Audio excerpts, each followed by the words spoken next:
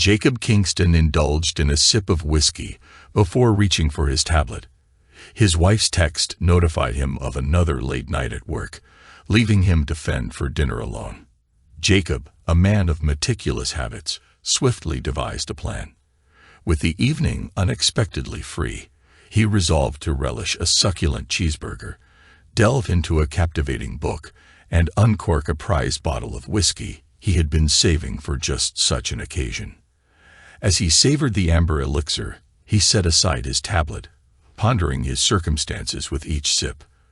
Over the past 6 months, Amanda, Jacob's wife of 6 years, had been logging numerous overtime hours. When they first tied the knot, they established a financial arrangement. Both deposited an equal sum into their joint account for bills and vacations, while maintaining separate personal savings, checking, and retirement accounts inaccessible to each other. Amanda's fixed salary meant her income didn't rise with the additional workload, maintaining a steady amount whether she worked 40 or 60 hours a week. With their separate accounts, Jacob remained unaware of the extent of Amanda's overtime earnings. Their contributions to the joint account far exceeded expenses, resulting in a substantial surplus. Before their marriage, Amanda insisted on maintaining separate accounts, a condition Jacob accepted. When they met, Jacob's business faced turbulent times amid a sluggish economy. There were stretches when he chose not to pay himself, a plight familiar to many business owners where creditors often come before personal paychecks. Despite financial strain, Jacob adamantly refused layoffs, dipping into his personal savings to uphold his commitment to job security. It was a relentless march forward, each day ending with closed shop doors and the weight of debt pressing harder upon him. Amanda, employed as a staff accountant at a Fortune 500 company, maintained a deliberate distance from Jacob's business affairs, fearing its potential collapse amid challenging times. Jacob, conscious of this concern, shielded Amanda from the financial strain by relying on his savings, sparing her any burdens. Though occasionally challenged to fulfill their joint account obligations, Jacob consistently contributed his share, trusting that the adversity would eventually subside. Jacob not only endured but flourished amidst adversity. Inheriting 3 auto repair shops from his father, he transformed them into a thriving chain of 12 locations within a few years, with plans to expand to 20 in the near future. Despite the profitability of his enterprise, Jacob opted for a modest salary, channeling the bulk of profits back into the business. Each location boasted top-of-the-line tire equipment capable of handling any wheel size, while state-of-the-art diagnostic tools enabled technicians to address virtually any vehicle issue from North American, Asian, and European manufacturers, except those from France. Despite their professional successes, cracks began to surface in Jacob and Amanda's marriage, casting a shadow over what should have been the happiest period of their lives. This was the second marriage for Jacob and Amanda. Jacob's first wife died under tragic circumstances. She was the only woman close to him, as his mother passed away when he was in middle school. It took Jacob several months to recover from Marie's death. His dad appointed an acting manager at the store Jacob ran, giving Jacob time to grieve for the wife and children he would never have. Jacob might never have recovered if his father hadn't suffered a fatal heart attack one night while driving home from his office store. It made Jacob forget his pain and focus on business. People's livelihoods depended on it. As Jacob strolled past, a mechanic apprentice recklessly removed the radiator cap, resulting in scalding antifreeze splashing onto Jacob's chest, leading to an emergency room visit. The bustling waiting area teemed with the typical mix of visitors found in any city. Despite his unfortunate appearance, drenched in a greenish fluid with a faintly sweet yet unpleasant odor, Jacob seemed unassuming as he occupied an empty seat. A tall, attractive brunette, nursing a hop and a limp, made her way toward Jacob and settled into the vacant seat beside him. With the ER packed, both Jacob and the brunette, Amanda, knew they were in for a lengthy wait. As they exchanged tales of their injuries, Amanda had twisted her ankle during an after-work run. They also shared snippets of their lives. An instant connection sparked between them, leading Jacob to boldly invite Amanda to dinner, an invitation she eagerly accepted. Their chemistry was palpable, quickly solidifying into a relationship. Amanda, scared by her previous marriage marred by emotional abuse and infidelity, made it clear from their first date that she had no tolerance for cheating. Despite this, their bond deepened, culminating in marriage 15 months after their initial meeting. As Jacob sipped his whiskey, he couldn't help but reflect on his marriage. The old joke rang in his mind. "We've had a happy marriage for 5 years. Unfortunately, we got married 6 years ago." In the early years, Jacob and Amanda reveled in ecstatic happiness. They laughed, danced, and shared intimate moments frequently, their connection seemingly unbreakable. However, challenges arose after Amanda completed her MBA and transitioned to a new role as an accountant in a Fortune 500 corporation. Jacob wholeheartedly supported her career aspirations, desiring nothing but happiness and success for his wife. As the retirement of a senior vice president loomed, Amanda eyed the opportunity for a promotion, with her senior director's impending promotion leaving a vacant position. Confident in her abilities, she set out to demonstrate her enthusiasm for the role. Over time, Jacob noticed a change in Amanda's behavior. Kendall, the senior director, grew increasingly curt with Jacob, seemingly finding fault in everything he did. Amanda, too, began to show disdain for Jacob's profession, reducing him to nothing more than a mere mechanic, a grease monkey in her eyes. Their conversations became laced with disrespect, and Amanda's constant frustration and anger towards Jacob became a toxic element in their marriage. To avoid him, Amanda buried herself in overtime work, and even when at home, she was glued to her phone, texting incessantly. Jacob grew to resent Amanda's phone, which seemed to consume her attention. She guarded it fiercely, concealing her messages and laughing at them in secrecy. It became routine for her to sleep with the phone tucked under her pillow. Then the situation took a dark turn, descending into violence.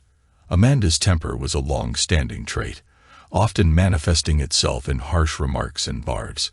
When she lost her temper, she quickly calmed down and made amends, and when Jacob was the object of her anger, her remorse led to a wonderful night of reconciliation.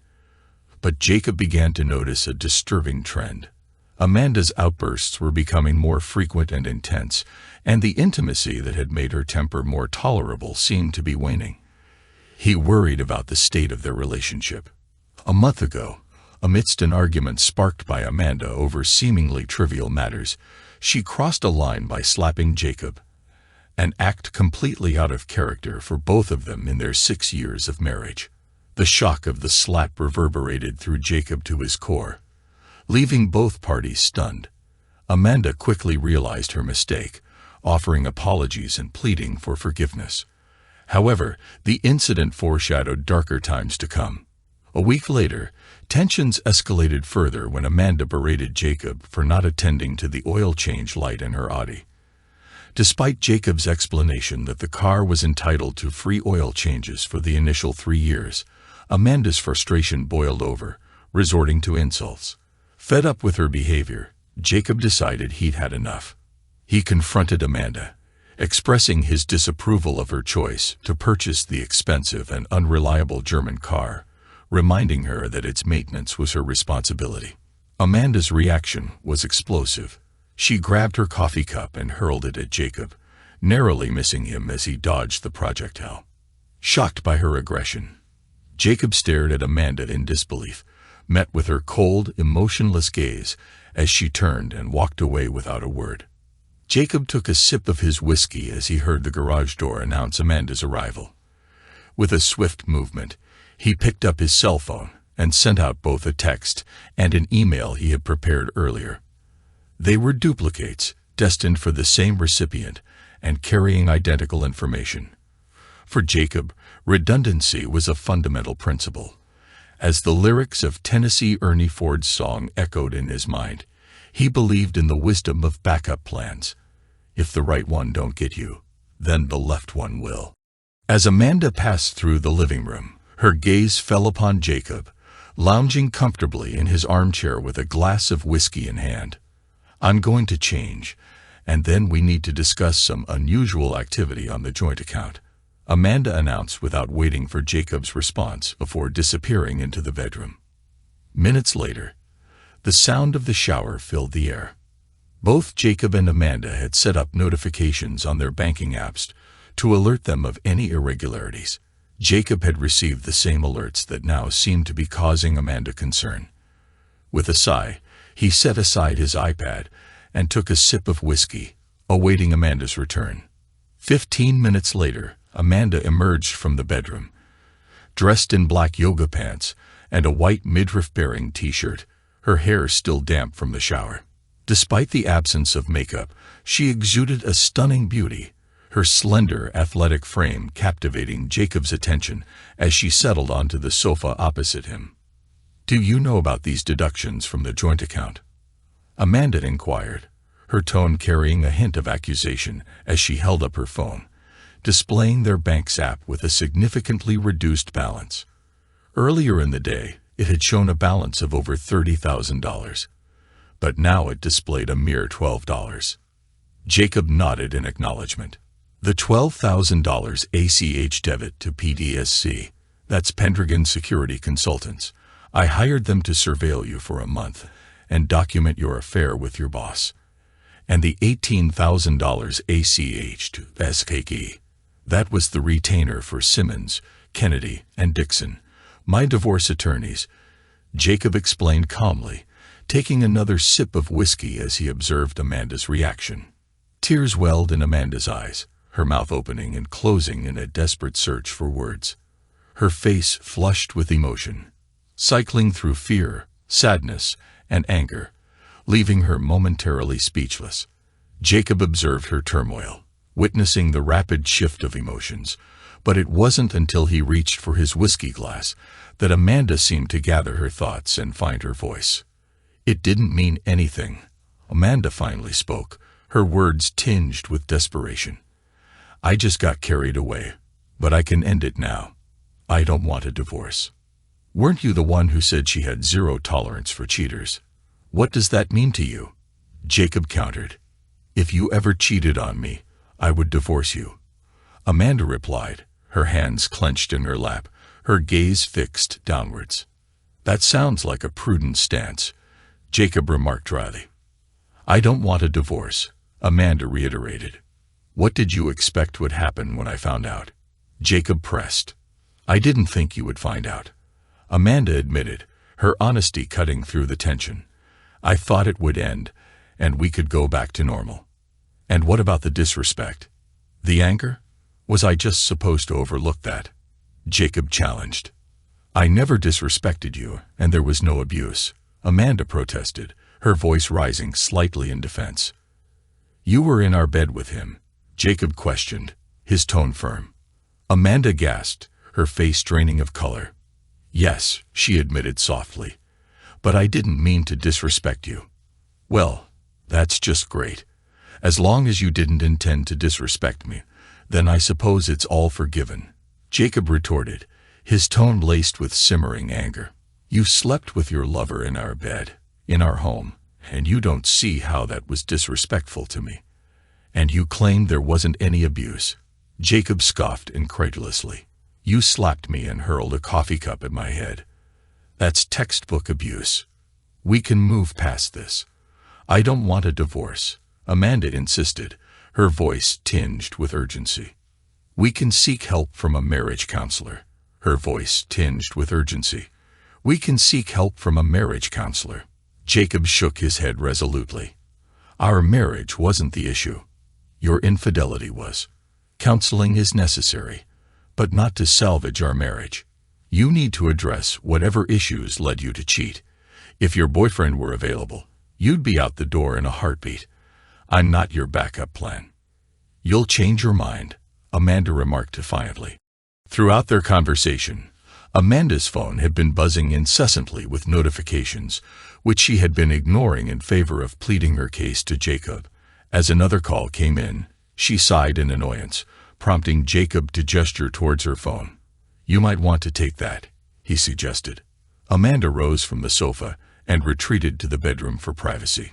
Meanwhile, Jacob seized the opportunity to post a message on social media, his fingers tapping away on his phone.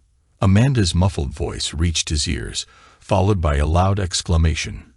He did what? A few minutes later, Amanda returned to the living room.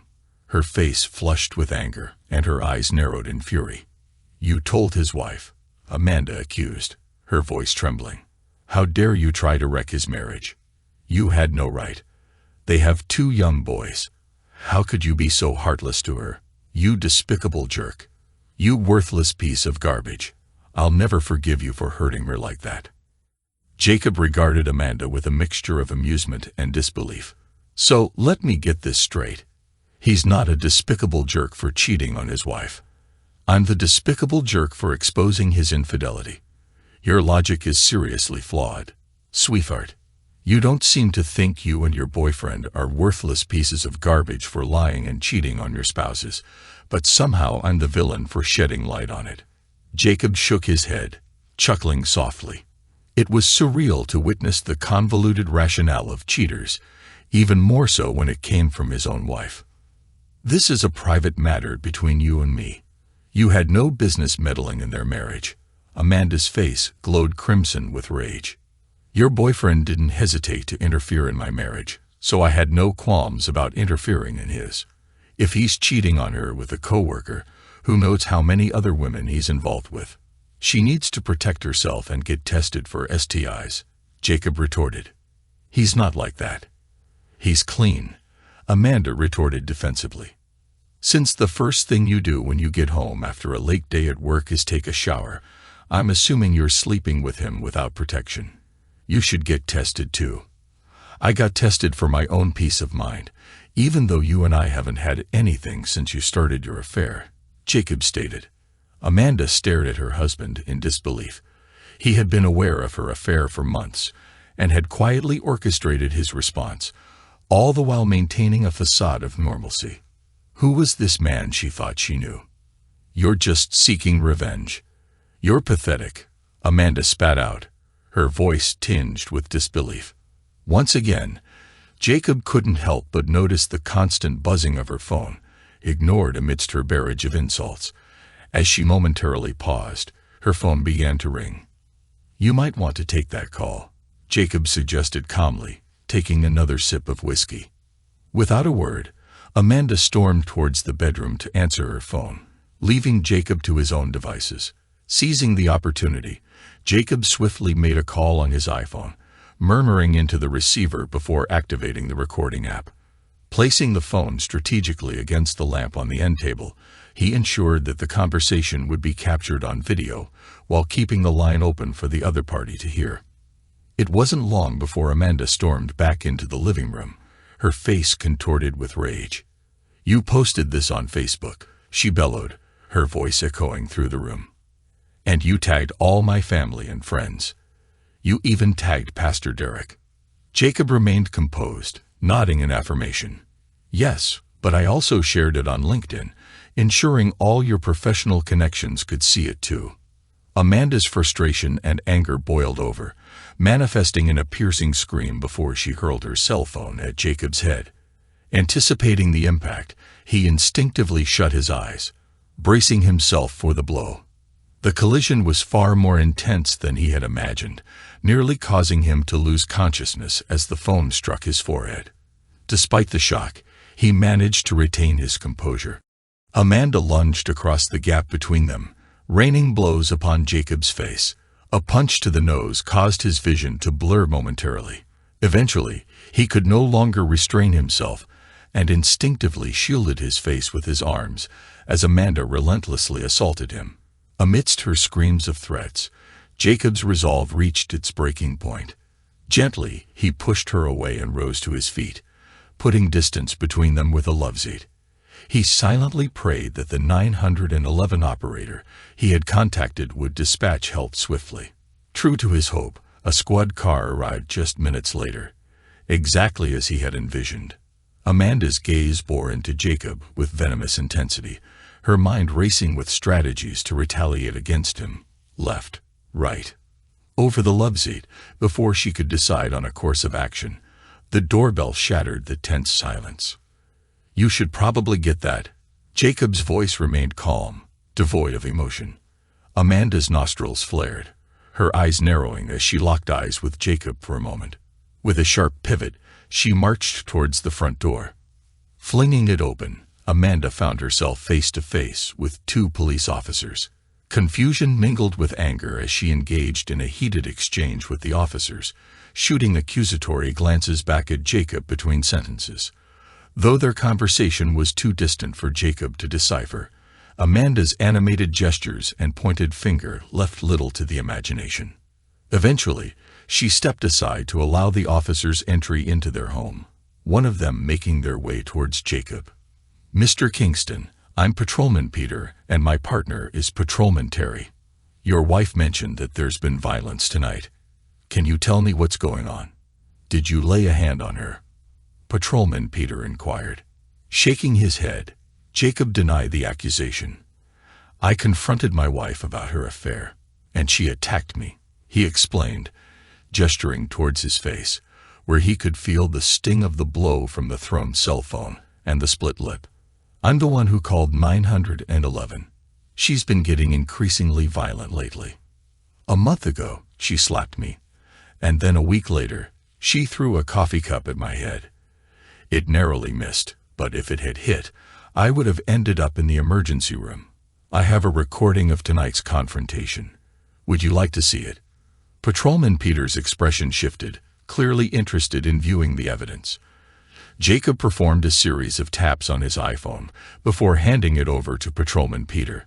With furrowed brows, the officer watched the video in silence, his expression shifting as he observed Amanda's aggressive actions towards Jacob. Turning back to Jacob, Patrolman Peter regarded him skeptically. "It seems there was some conversation before the recording. Did anything said escalate the situation?" Jacob shrugged. "She found out I had hired a private investigator to tail her for a month, and that I shared the findings with her affair partner's wife. Needless to say, she wasn't pleased." The officer chuckled. "You don't do things by halves, do you? As the saying goes, I light my path forward by the light of the fires of the bridges burning behind me," Jacob replied dryly. "Fair enough," Patrolman Peter said with a shake of his head, a smile playing on his lips. Exiting briefly to confer with his partner, they reviewed the situation. Returning, they seemed to have reached a conclusion. "We're arresting your wife for domestic violence and threats," Patrolman Peter informed Jacob. "I'd suggest getting a restraining order." As Amanda was escorted out in handcuffs, she turned to Jacob, tears streaming down her face, pleading desperately. "Jacob, please don't let them do this to me. If you've ever loved me, make them let me go. I'll be good, I promise." Jacob rolled his eyes, accepting a business card from Patrolman Peter. "My email's on the card. Send me the video," the officer instructed. As the squad car drove away, Jacob wasted no time in contacting his attorney, Frank Simmons. It played out just as expected. "She's been arrested and taken to jail. Stay calm, Jacob. If she shows up again, you know what to do," Frank advised. Exiting the courthouse the following morning, Amanda found herself accosted by a young blonde woman, seemingly nonchalant as she chewed her gum. "Excuse me," the blonde interrupted Amanda's path. "Are you Amanda Kingston?" Wearily, Amanda confirmed her identity. "Yes. Who are you?" "You've been served," the blonde stated matter-of-factly, thrusting a manila envelope into Amanda's hands before turning to leave. "What is this?" Amanda called after her, her annoyance palpable. "Don't know. Don't care," the blonde retorted, her voice fading as she walked away. "But I'd say you're probably screwed, whatever it is." Frustrated, Amanda tore open the envelope to find a petition for dissolution of marriage. "What a bastard," she exclaimed, her anger bubbling over as she turned to her parents for support. It had been a grueling morning for Amanda. Dragged out of her jail cell early, she had been relocated to a holding area within the courthouse, where she spent an agonizing hour before meeting with her attorney.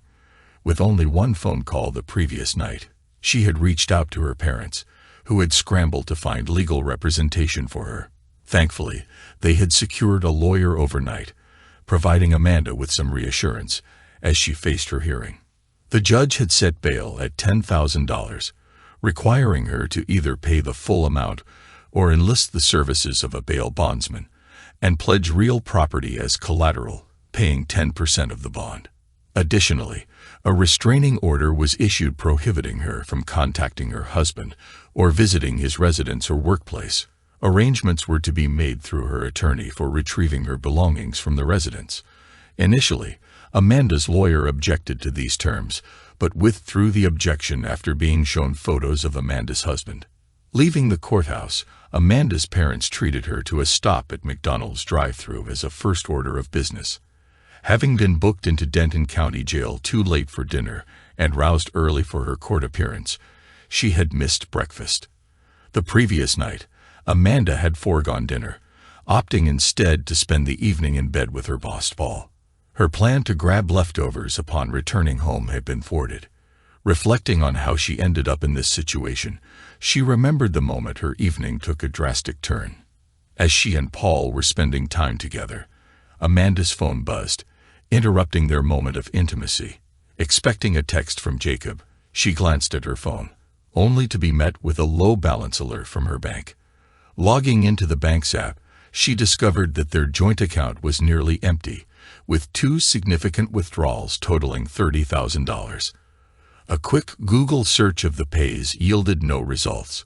Amanda considered the possibilities that could explain the depleted checking account.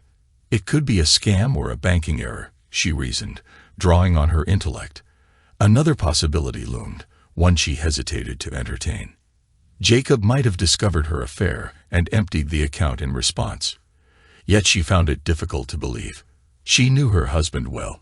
He was not one to shy away from confrontation. If he suspected her infidelity, he would have confronted her directly.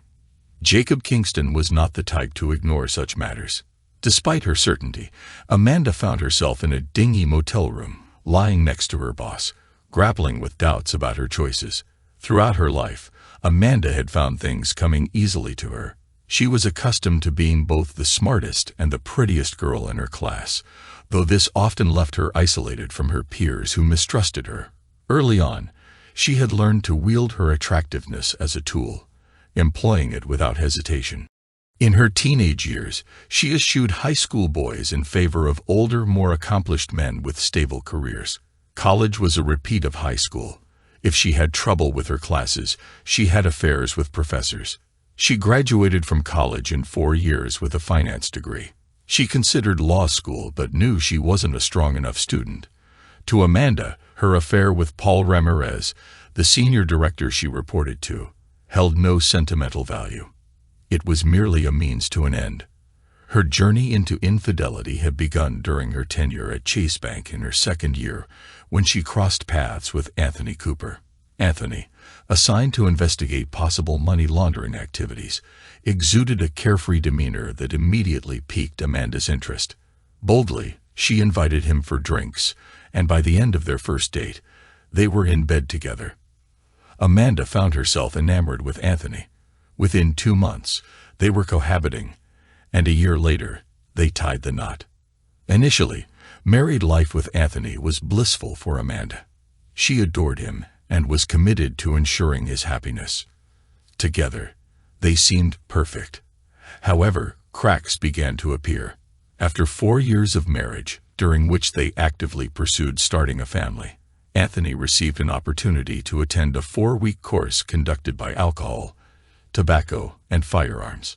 Although his absence would be temporary, Amanda understood the career benefits and encouraged him to seize the opportunity.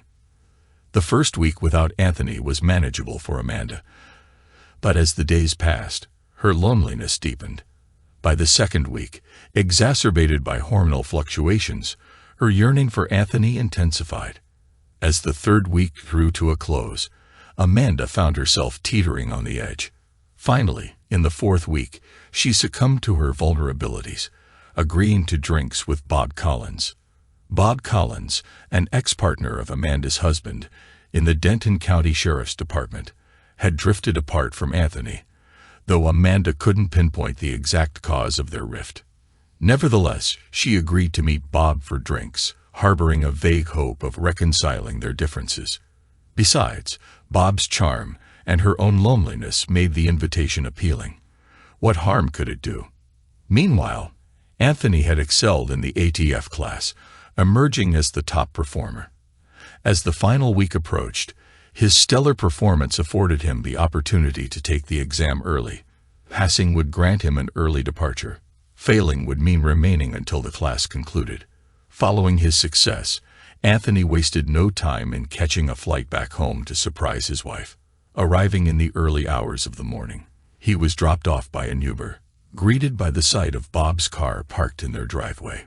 A surge of apprehension gripped Anthony as he entered their darkened home, leaving his suitcase by the door as he tiptoed towards the bedroom.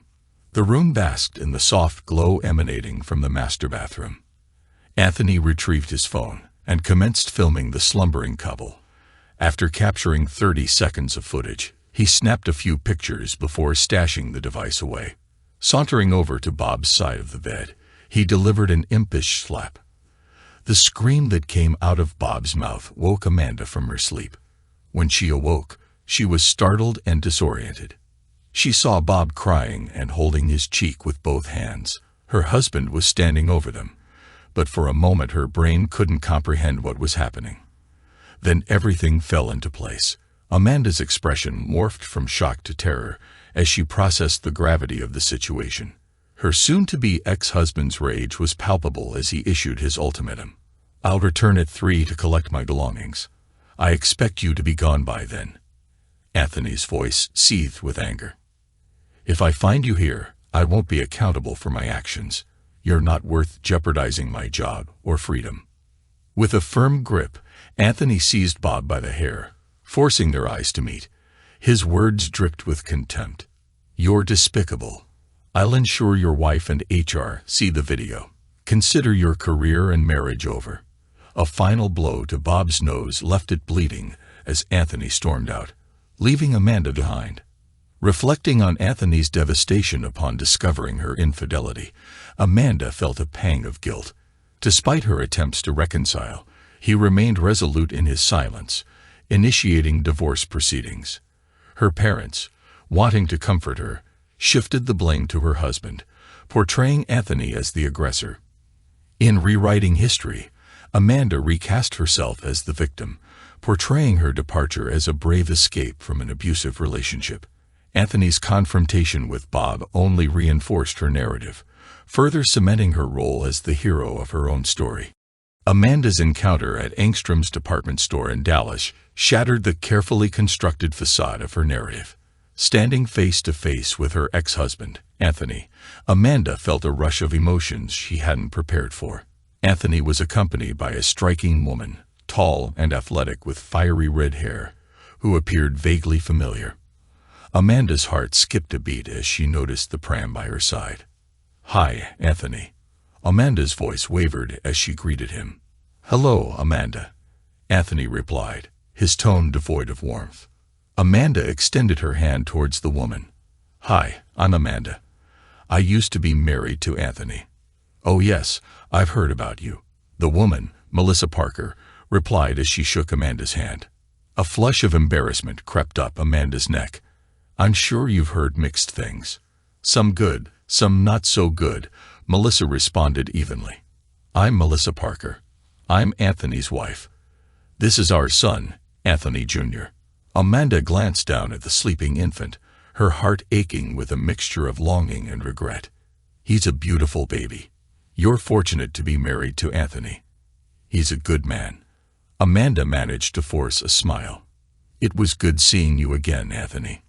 Anthony's gaze bore into her with a mixture of disdain and indifference as he swiftly led Melissa and their child away, leaving Amanda alone with her thoughts amidst the bustling department store. Days later, as Amanda tuned into the local evening news, she was startled to see the woman she had glimpsed with Anthony now gracing the screen as a news anchor. The pieces fell into place. Melissa Parker was the missing link. Amanda embarked on a Google search, revealing Melissa's burgeoning career in the media. Despite a twinge of jealousy, Amanda couldn't ignore the satisfaction of witnessing her ex's new life intertwined with hers. Night after night, Amanda battled conflicting emotions, her tears a testament to the inner turmoil. Yet, amid the emotional whirlwind, a familiar narrative emerged. Anthony was the instigator, wasn't he? His new marriage was bound to falter, wasn't it? With this consoling notion, Amanda tethered herself to reality, pondering the ramifications of divorce. After hastily devouring her egg McMuffin, Amanda insisted her parents take her home, her determination unshaken. Ready to confront Jacob, she grappled with the impending upheaval. "That's not a good idea, honey," her father cautioned. "I need to talk to Jacob. I need to explain to him what happened. We can work through this," Amanda insisted. "Ken," her mother interjected, concern etched in her voice. "I don't think that's a good idea. The judge said." "I don't care what the judge said," Amanda snapped at her mother. "Just take me home." As they stood outside her front door, Amanda's impatience grew. She rang the doorbell, but there was no response. With each unanswered ring, her frustration mounted, culminating in a barrage of pounding on the door. Inside, Jacob made a quick call, keeping the security chain in place before opening the door. "You're not supposed to be here. There's a restraining order to keep you away," Jacob stated firmly. "I live here," Amanda countered. "How can we fix our marriage if I'm not here?" Jacob's incredulous gaze met Amanda's. "Fix? I'm divorcing you. We're not fixing anything. I'm not going to stay married to a lying, abusive cheater. You need to get out of here," he declared, closing the door against her protests. Infuriated, Amanda continued to pound on the door, hurling insults and threats. Her parents joined in, their voices echoing her distress, amplifying the chaos. "Open the door, Jacob, or I swear you're going to get hurt," Amanda yelled. "Open the damn door, you dumb monkey," Amanda's father added, his frustration boiling over. "I will put you down, boy." Jacob took a sip of his coffee, his expression a mix of disbelief and resignation, as he reviewed the footage captured by his doorbell camera. The arrival of the squad car, the officer's approach, and the subsequent conversation with his wife and her parents played out like a surreal drama. As one of the officers rang the doorbell in the video, Jacob recalled opening the door and welcoming the law enforcement inside. After verifying his identity, the officer had inquired about the visible injuries on Jacob's face, prompting him to recount the events of the previous night. "Last night I confronted my wife about an affair she's having. I hired a private investigator and have evidence of the affair," Jacob explained, gesturing to his bruised face. "During the confrontation, she became violent and attacked me." Jacob handed the officer a copy of the restraining order issued against his wife, which barred her from returning to their residence. Then, he showed the officer the video footage captured on his phone, depicting Amanda and her parents making threats at his front door. The officer watched the video with a shake of his head, his expression reflecting the absurdity of the situation. "Well, this seems pretty cut and dried.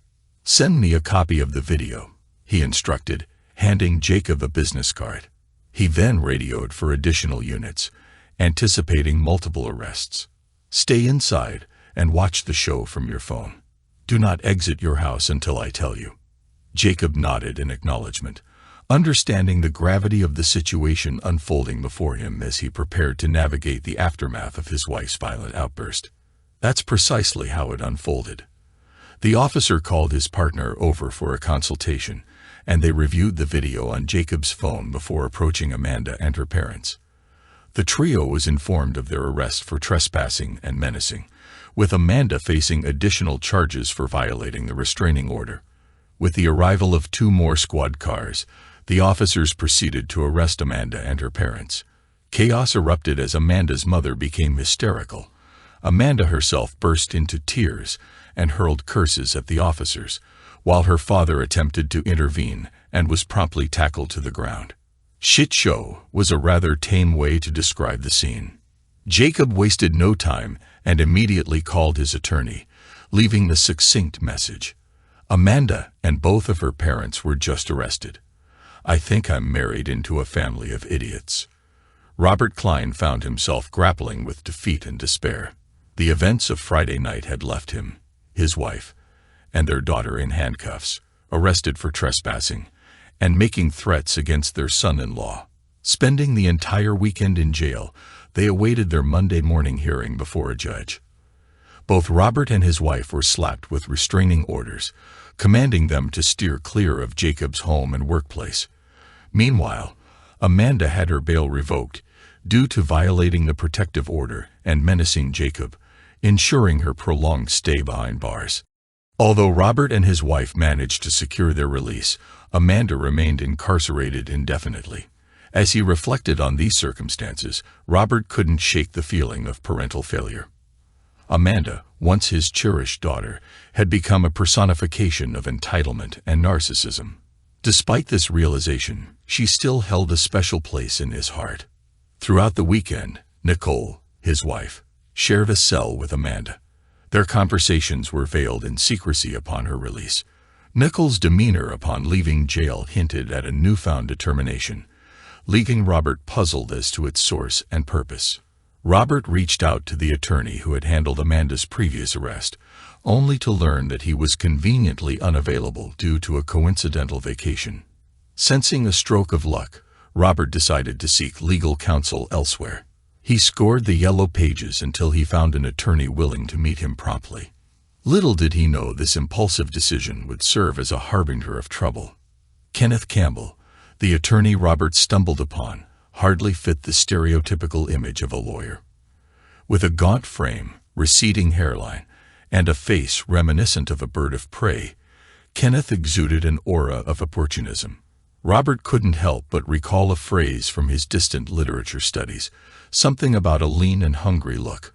While some lawyers resorted to flashy TV commercials or billboard ads, Kenneth seemed like the type to promote his services in less reputable establishments, perhaps even on Fox News. As Robert presented him with a business card from Amanda's divorce packet, Kenneth's predatory grin faltered into a scowl. Simmons, Kennedy, and Dixon. This unexpected twist left Kenneth visibly displeased, prompting Robert to wonder what he had gotten himself into. So, your son-in-law's more of a tycoon than a grease monkey, Kenneth remarked, skepticism tainting his tone. Robert nodded. Exactly. He's got a whole empire of auto shops. Doubt he gets his hands dirty. Kenneth refrained from further inquiries, opting to rely on his own research.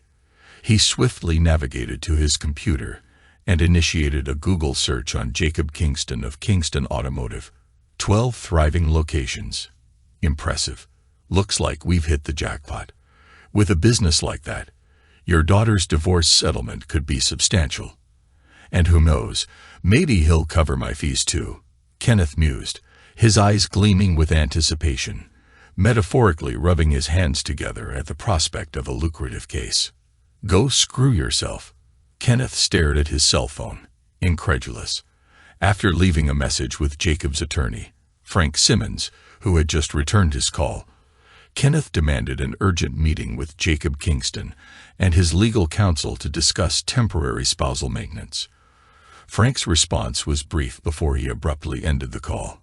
Fuming, Kenneth dialed Frank Simmons' number again, fully prepared to give him a piece of his mind about professional courtesy among colleagues in the legal field.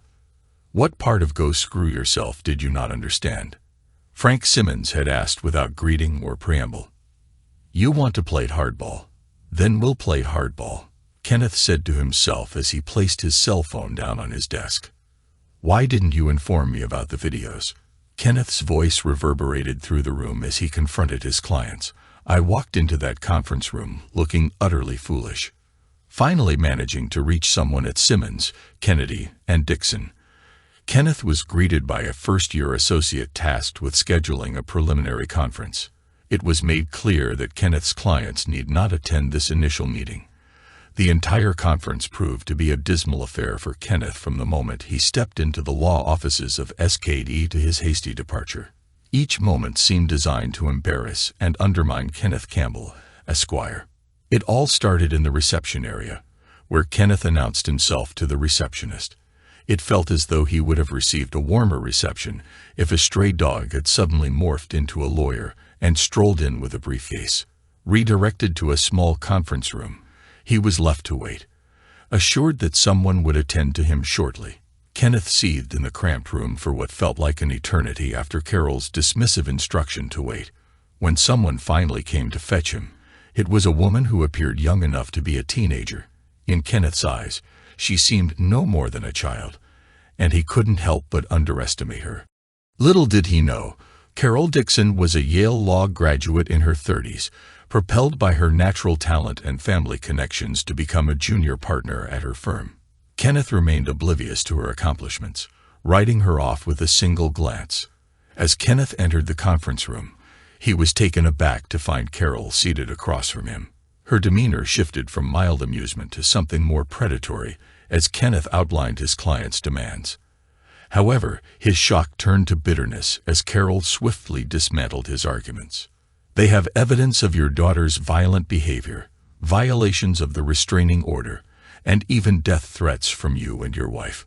Not to mention the prenuptial agreement you conveniently forgot to mention," Carol stated coolly. Kenneth felt his pride wounded by Carol's words. The entire ordeal had been a humiliating blow to his ego, and he couldn't contain his frustration. "You've made me look like a rookie, not a seasoned lawyer with 30 years of experience," he snapped. With a steely resolve, Carol delivered her verdict.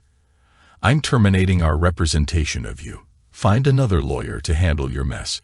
And here's my invoice for the time wasted. Now get out of my office." Kenneth stormed out, seething with anger and humiliation, realizing he had underestimated Carol Dixon to his own detriment. Amanda and her parents sat across from Jacob in the conference room, their expressions filled with resentment. Amanda had meticulously dressed herself, hoping to showcase what Jacob would be losing. But Jacob remained calmly indifferent, unfazed by her attempts to elicit regret for their impending divorce. The terms of the divorce were straightforward. There wasn't much to divide. They agreed to retain their respective possessions brought into the marriage.